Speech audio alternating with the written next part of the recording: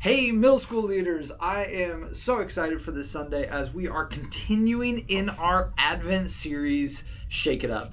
This week, Esther Martinez is going to be preaching. I am so thrilled for you to hear the message that she is going to be bringing.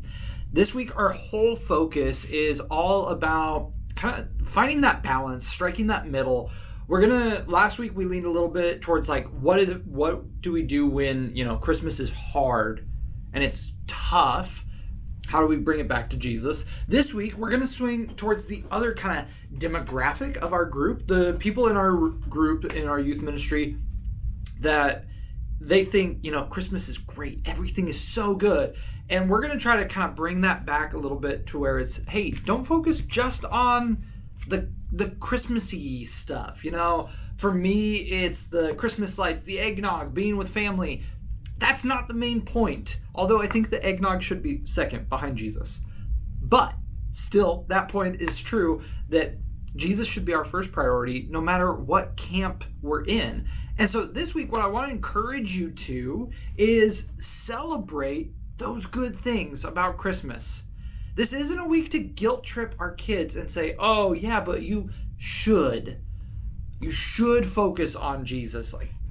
That's the idea that we're conveying, but we can put it in a more encouraging way and not in a shameful or demeaning kind of way. The way that I can remember that most clearly, I had a counseling professor who taught Intro to Helping Skills, which is basically like counseling 101, but even earlier maybe. But anyway, the way that she would say it is don't should on yourself.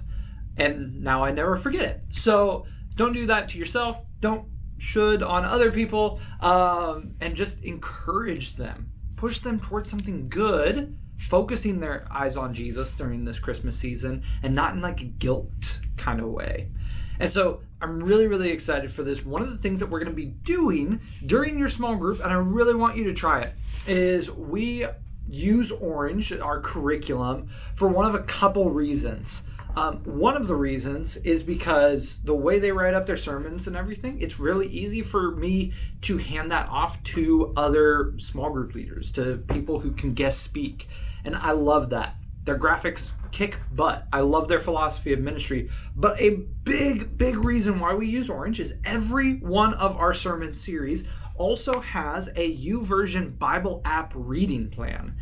And so this week, what I want you to try and do is do this experience number 1, where it walks you through, hey, look up this Bible reading plan and do one of the days with your whole group. It takes maybe 10 minutes, tops.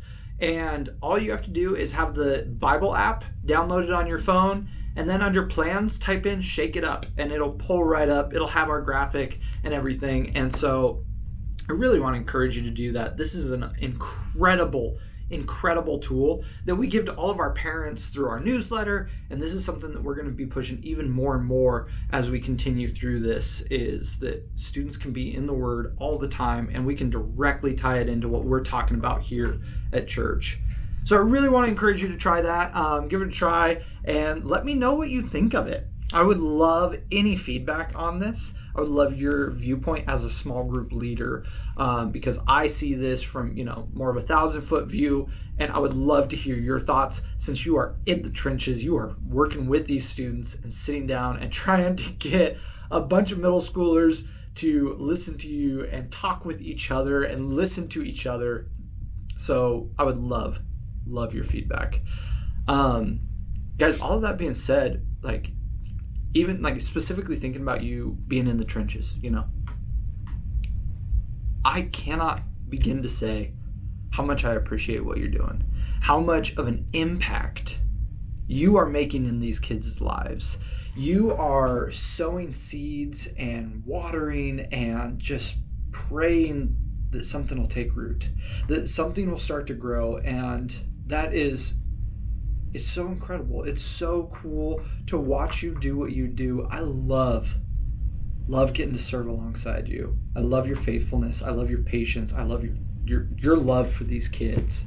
And I cannot wait to serve with you this Sunday night.